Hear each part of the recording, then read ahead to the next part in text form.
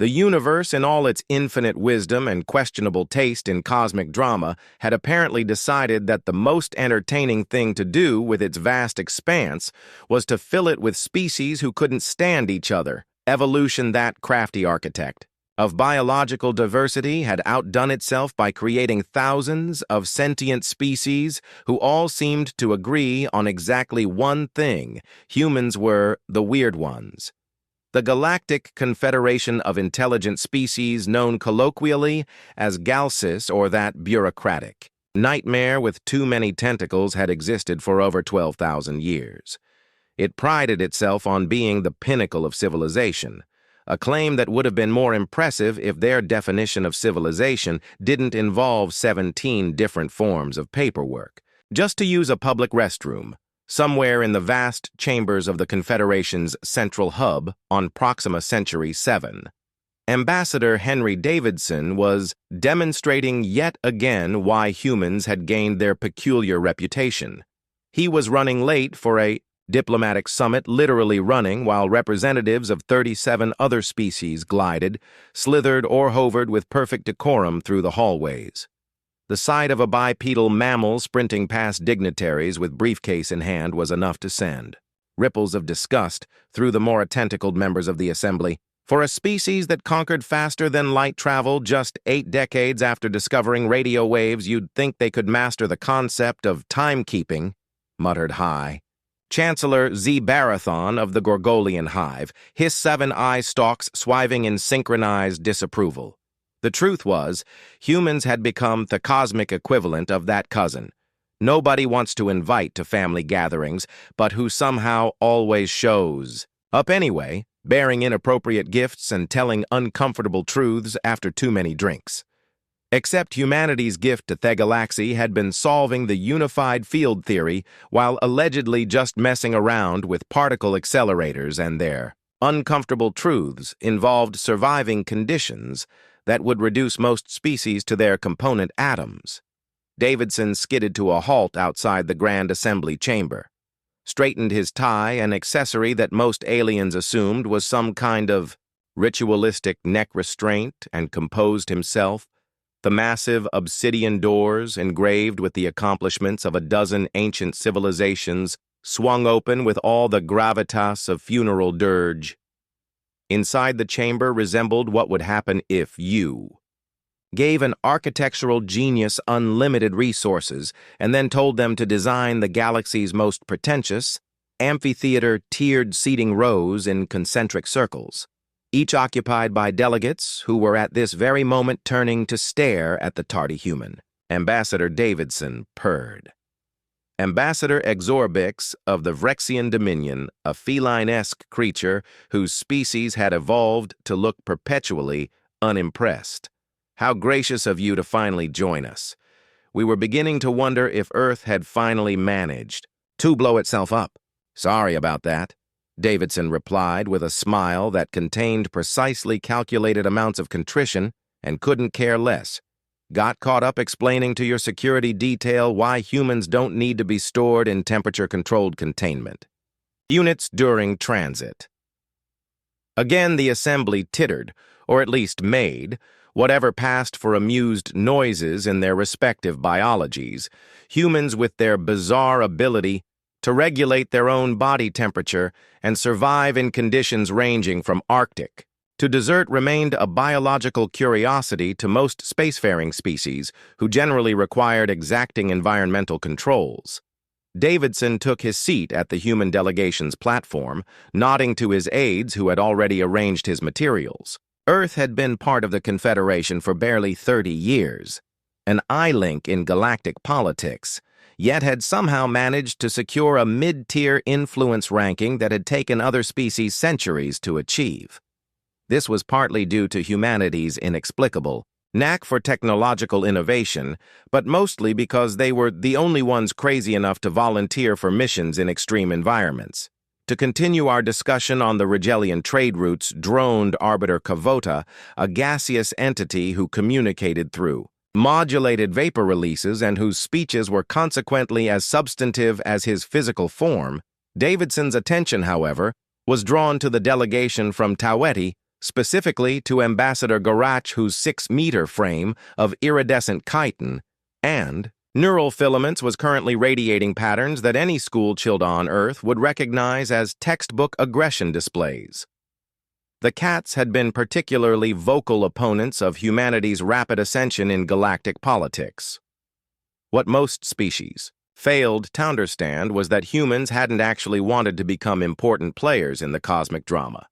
They had simply done what they always did, poked at things they didn't understand, fixed what wasn't working to their liking, and improvised solutions that horrified anyone with a proper education in the field. The galaxy, it turned out, had a shortage of beings willing to just try something and see if it worked. As the session droned on, Garach's neural filaments pulsed with increasing intensity. Davidson sighed, internally.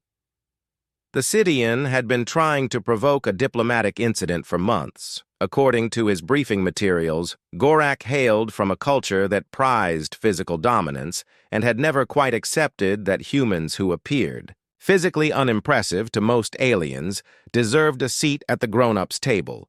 When the session finally concluded, 3 hours later, or as Davidson's internal clock measured it, 2 coffees and 1 leg cramp passed too long.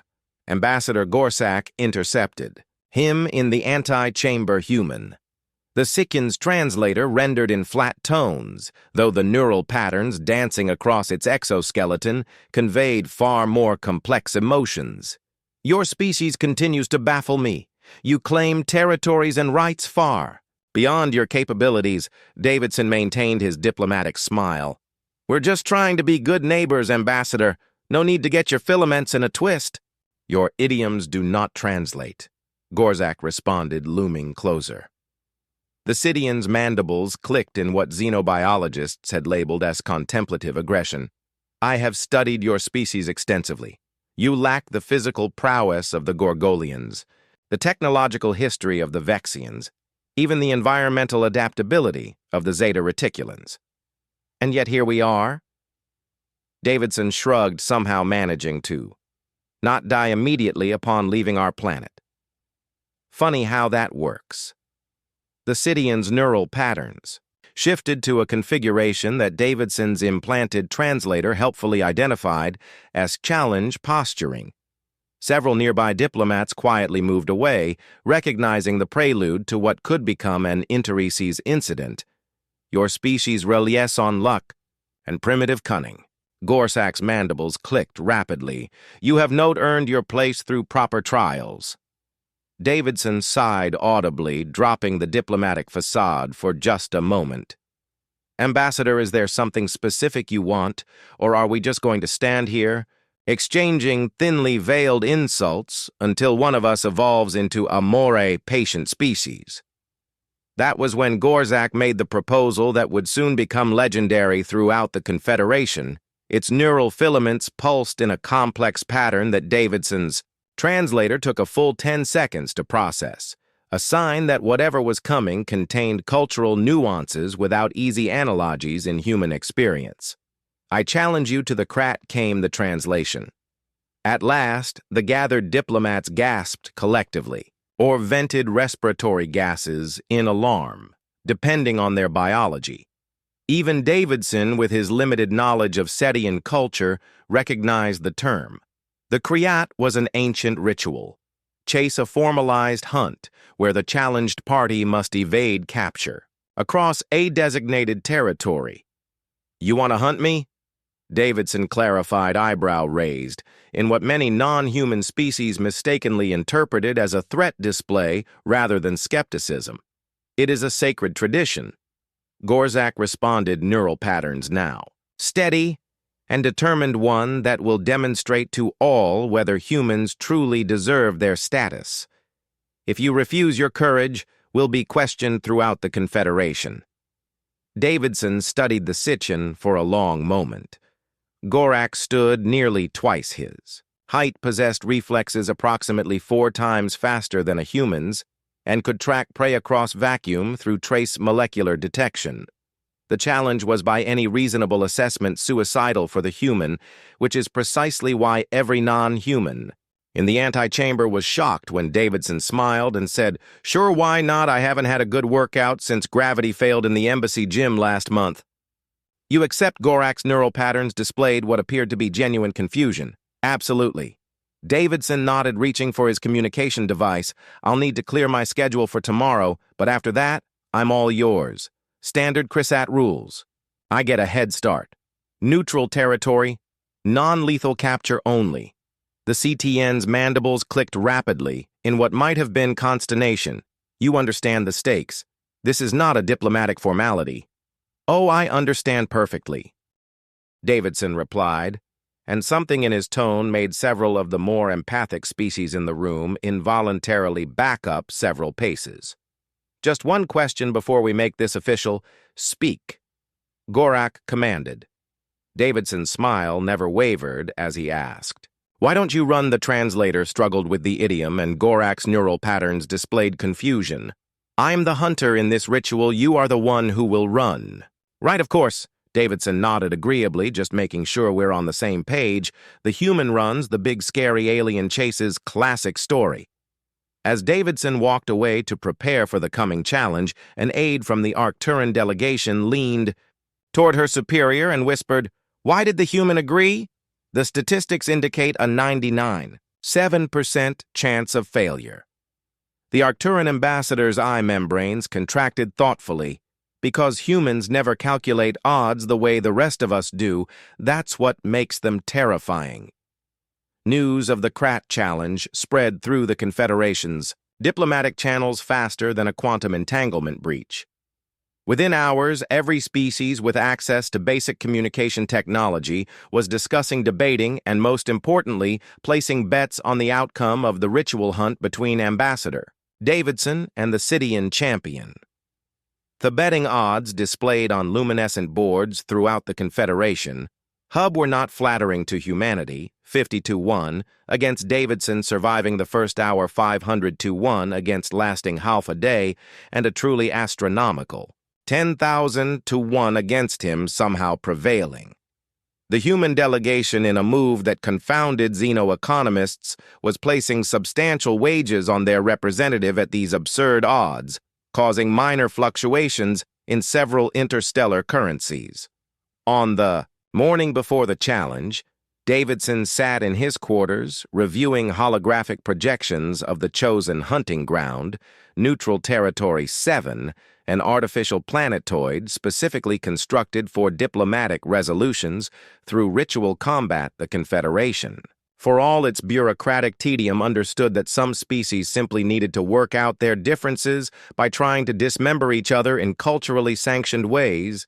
"You realize," said his assistant, a former Special Forces officer named Richards, "that Gorak was bioengineered for hunting.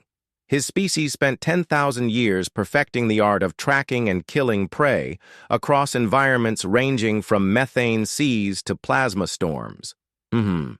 Davidson responded absently, manipulating the hologram to examine a complex network of caves in the planetoid's northern hemisphere. "And you also realize," Richards continued with admirable patience, "that your acceptance of this challenge has caused the diplomatic corps back on Earth to collectively lose their minds." The Secretary General used words I didn't even know were in her vocabulary. Davidson grinned. "I'm sure she's just concerned for interstellar relations," she said, and I quote, "If that adrenaline-addicted lunatic gets himself eviscerated, I'll personally resurrect him just to fire him. That sounds about right." Davidson stood up and stretched, displaying the casual confidence that had infuriated countless alien dignitaries. "Did our equipment request get approved?" Richards nodded, though his expression suggested he wasn't entirely comfortable with whatever Davidson had planned against 14 separate regulations. "Yes, the items will be waiting at the entry point, but sir, even with special preparations, Gorak has evolutionary advantages we simply can't match." What Richards, and indeed most of the Confederation, didn't fully appreciate was humanity's particular evolutionary niche. While most spacefaring species had evolved to dominate their environments through specialized adaptations, superior strength, speed, sensory capabilities, or technological aptitude, humans had become apex predators through a much stranger route. They simply refused to stay down when knocked down. The Vrexians, with their 18 specialized brain lobes, each dedicated to different intellectual functions, couldn't comprehend why humans would continue pursuing a goal after multiple failures. The Gorgolians, with exoskeletons capable of withstanding direct energy, weapon impacts, couldn't understand why physically fragile humans would voluntarily enter dangerous situations. And the Sidians, despite their superior hunting abilities, had never evolved to understand the concept of being hunted by their prey. "Tell me," Davidson asked, deactivating the hologram, "has anyone explained to Gorak why humans became Earth's dominant species?" Richards blinked. "I don't follow most species, think we're technologically advanced because we're smart, or because we have opposable thumbs, or because we're extraordinarily lucky," Davidson explained, beginning to gather his personal items, "but that's not it." "At all, sir. We're here because we're the most terrifying pursuit predators evolution ever cooked up," Davidson said with a smile that would have sent shivers down the spinal equivalents of most Confederation species. "Before we had tools we had language we hunted by simply following animals until they collapsed from exhaustion. We can sweat, Richards, we can regulate our temperature while moving. Do you have any idea how rare that is in the galaxy?" Richards had indeed heard this evolutionary perspective, but like most humans who grew up in the post-sea contact era, he had internalized the Confederation's view of humanity as physically unimpressive generalists rather than specialized hunters. "With all due respect, Sir Gorak can move at speeds. Approaching 60 km/h, has sensory organs that can detect molecular traces at concentrations below 1 part per trillion and possesses problem-solving capabilities specifically evolved for tracking evasive prey." "Yes," Davidson agreed cheerfully. "He's the perfect ambush predator. I'm betting he's never had to chase anything for more than a few minutes in his entire life." Before Richards could respond, the communication panel chimed. The display showed a Confederation official, a Proximan whose translucent skin pulsed with official authorization patterns, Ambassador Davidson. "Final preparations for the Krat are complete transport to neutral territory. 7 will commence in 30 minutes. As requested, Ambassador Gorsachas agreed to the standard human survival pack to be placed at your entry point." Though he found the request, the Proximan's skin flushed slightly, indicating linguistic uncertainty, amusing. "I'll just bet he did," Davidson murmured. "Thank you, Coordinator. I'll be ready." After the communication ended, Richards looked at his superior with newfound concern.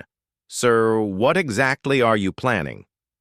Davidson's smile had transformed into something ancient and predatory, a science lesson, the observation deck of neutral territory.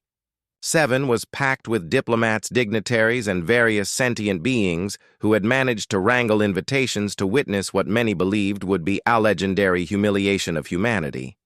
Holographic displays showed views from various angles of the planetoids. Varied terrain, dense forest regions, open plains, mountainous areas, and complex cave systems, all engineered to provide a balanced hunting ground. In the ceremonial preparation chamber, Davidson stood alone, dressed not in his diplomatic finery, but in what appeared to be disappointingly standard exploration gear, reinforced fabric clothing in muted earth tones, sturdy boots, and a small pack. The Confederation observers who had expected some kind of high-tech combat suit or hidden weaponry were visibly let down by this mundane appearance. Across the chamber, separated by a traditional force barrier, Gorzak prepared with considerably more ceremony, attendants applied ritual oils to Hysexoskeleton, causing the neural filaments to glow with an intimidating blue-violet light. Additional sensory apparatus was attached to his already formidable array of hunting organs. The Katten appeared to all observers like a living weapon being primed for deployment. High Arbiter Kavoto, the gaseous entity, from the diplomatic assembly floated between the two competitors to officiate the final preparations. The terms of the CRAT have been registered and accepted. The orbiter's vapors formed into language patterns. Ambassador Davidson will enter the hunting ground with a standard head start of 1 galactic standard hour. Ambassador Gorzak will then begin the pursuit. Capture must be confirmed through physical contact and recognition of defeat. The ritual will continue until either capture occurs or the designated time limit of 1 planetary rotation is reached. Davidson nodded casually. Gorzak's neural filaments pulsed in what xenobiologists recognized as anticipatory hunting patterns. Does either participant wish to make a formal statement before commencement? The arbiter inquired following traditional protocol. I do. Gorak's translator rendered his neural pulses. I wish it known that this challenge is not merely personal, but represents a formal assessment of humanity's worthiness within the Confederation. Humans have advanced too quickly, claimed too much without demonstrating the qualities our ancient compact requires. The assembled dignitaries murmured in agreement. The rapid rise of humanity had disturbed the careful balance of power within the Confederation, and many species harbored resentment toward the newcomers. All eyes turned to Davidson, expecting either a passionate defense of humanity or perhaps a humble acknowledgement of the steep odds against him. Instead, he simply shrugged and asked, "Is there water available on the course? I get thirsty when I run." The question was so mundane, so jarringly disconnected from the solemnity of the moment that several diplomats actually checked their translation devices for errors. Gorak's neural filaments flashed in patterns indicating confusion mingled with contempt. There are standard water sources throughout the territory. The arbiter confirmed vapors swirling in what might have been consternation, as is customary for all sanctioned challenges. Great Davidson nodded. Then I'm ready whenever you are. The ceremonial transport beams activated, and Davidson vanished from the preparation chamber, reappearing moments later on one of the holographic displays. He stood at the edge of a forest region, calmly surveying his surroundings with none of the panic or urgency that most species expected from prey about to be hunted. The observation deck exploded with commentary as Davidson casually checked the contents of the survival pack that had been placed at his entry point, selected a few items, and then, to the astonishment of the assembled diplomats, began doing stretching exercises. Is the human engaging in some sort of ritual preparation? Asked Ambassador Xlorix's ears flattened in puzzlement. No replied. An Earth xenoanthropologist who had been invited to provide cultural context. He's warming up his muscles to prevent injury. During extended physical activity. Extended. The Vrexian delegates' 18 brain lobes pulsed with skepticism. Our analysis indicates the human will be caught within 17 minutes once the hunt begins. The xenoanthropologist smiled enigmatically.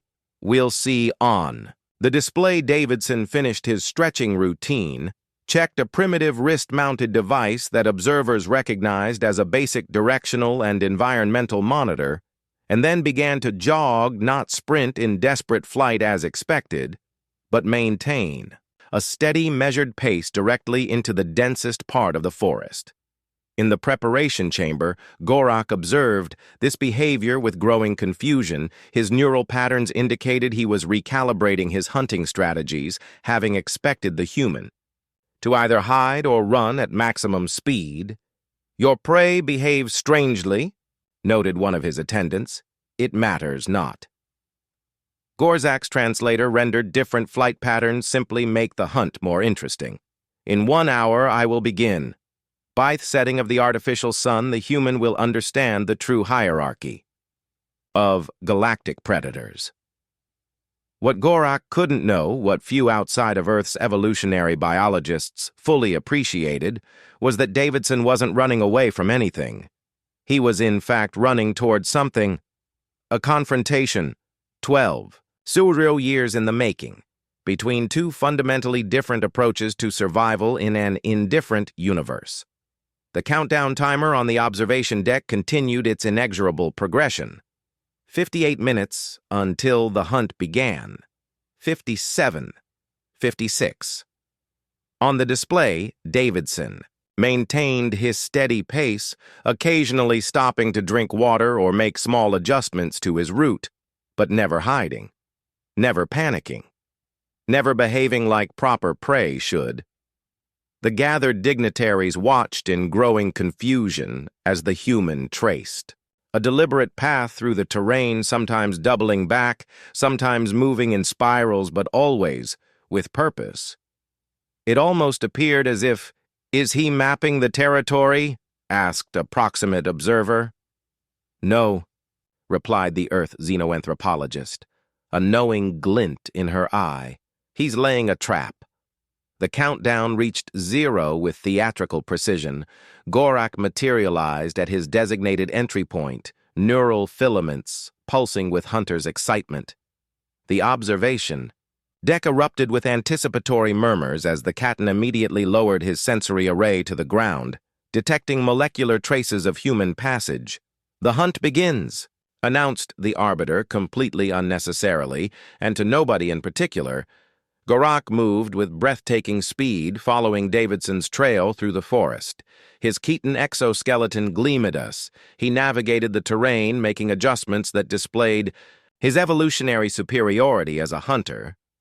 The assembled dignitaries watched with the particular satisfaction of seeing natural order reasserted.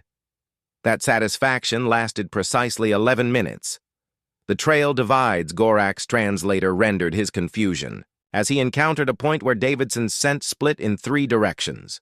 The human had apparently spent his head start creating a complex network of overlapping trails, crossing his own path to create an alactory labyrinth standard. Hunting techniques dictated following the strongest scent, which Gorak did with growing irritation. 20 minutes later, the Cation found himself back at the exact same junction. Clever, he transmitted neural filaments pulsing with grudging respect, but futile. Switching tactics, Gorak ascended a nearby rock formation to gain visual advantage. The observation deck's atmosphere shifted from smugness to mild concern as the minutes stretched into an hour with no sign of the human. Meanwhile, on a separate display, Davidson moved at the same steady pace he'd maintained since the beginning, not sprinting in panic, not hiding, simply running. He paused occasionally to drink water or consume nutrient packs, then continued his measured movement across the terrain. After 3 hours, Gorzak finally caught sight of his prey, crossing an open meadow. The CTIN's neural filaments flashed with triumph as he launched into pursuit, quickly closing the gap with superior speed. Davidson glanced back, saw the approaching hunter, and did something that caused collective confusion throughout the observation deck. Hezmaled waved casually, then turned and jogged, not ran frantically into a narrow canyon. Gorzak followed, mandibles clicking in anticipation of imminent victory. The canyon narrowed, forcing the Cation to slow and compress his frame to navigate the terrain Davidson had chosen. By the time he emerged into a wider section, the human was nowhere in sight, where the translation cut short as Gorak detected movement above Davidson. Having circled back and climbed the canyon wall, now stood above his pursuer. Before the cat could react, the human tossed a small container that burst open, releasing a cloud of particles directly onto Gorak's sensory organs. The effect was immediate. The Khatun's neural filaments flashed chaotically as his primary tracking systems were overwhelmed by the concentrated mixture. An ingenious blend of compounds from the survival pack specifically chosen to confuse Sidian sensory biology. A temporary setback. Gorak transmitted, though his neural patterns betrayed growing frustration. Davidson was already moving again, maintaining that same measured pace, conserving energy while leading his frustrated hunter through increasingly challenging terrain 7 hours. Into the Kriyat. The observers noticed something remarkable. Gorzak was slowing down, while Davidson maintained his original pace. 12 hours into the Kriyat. The atmosphere on the observation deck had transformed. Wagering systems crashed. Unprecedented. Numbers of bets shifted toward the human. The diplomatic corps watched in stunned silence as the unthinkable unfolded before them. Gorzak was exhausted, the mighty Sidian hunter. Bioengineered apex predator pride of his species staggered through the terrain, neural filaments dim and movements erratic. His exoskeleton, designed for explosive bursts of speed and strength, had depleted its energy reserves hours ago. Now he was burning through emergency metabolic pathways, never meant for sustained use. Davidson, meanwhile, jogged onward with the same measured pace he'd maintained since the beginning. Sweat soaked but steady, the human appeared tired but nowhere near his limit. Occasionally, he would slow deliberately, allowing Gorzak to nearly catch. Up before accelerating again, forcing the alien to push beyond his endurance. "Impossible!" gasped a Rexian observer, all 18 brain lobes pulsing in synchronized disbelief. "The human is weaponizing patience, not patience," corrected the Earth xenanthropologist. Persistence. This is how we hunted before we had weapons. We kept going until stronger, faster prey collapsed from exhaustion. As the artificial sun began to set, Davidson finally stopped running. He turned to face his pursuer across Asmal clearing standing tall. Despite his obvious fatigue, Gorak, barely able to maintain his posture, approached the human with what dignity he could muster. His neural filaments flickered, weakly. "You led me in circles." The translator rendered his accusation. Davidson nodded. "I did." Why Gorak managed his translator, struggling to convey the complex mixture of confusion and respect in his neural patterns, "To teach you something about humans," Davidson replied, taking a drink from his water container before offering it to the Caton. "We are not faster, stronger, or more technologically advanced than many species, but we evolved as persistence hunters. We can keep going when any rational being would stop." Gorak accepted the water with trembling appendages. "The Croat isn't complete. You must still evade capture until darkness." Davidson smiled. "I don't think that's going to be a problem." With unexpected swiftness, Gorzak lunged forward one final, desperate attempt to salvage his honor. Davidson sidestepped with practiced ease, watching as the Sidian collapsed to the ground, energy reserves finally depleted. "Why don't you run?" Gorzak asked, neural patterns conveying genuine curiosity. Beneath exhaustion. "Why would I chase you twice?" Davidson replied, kneeling beside. Davidson prevails by demonstrating superior hunting strategy. In diplomatic chambers across the Confederation, thousands of beings contemplated a disturbing revelation. Humans weren't just stubborn generalists who had stumbled onto the galactic stage. They were predators who had learned to be diplomatic.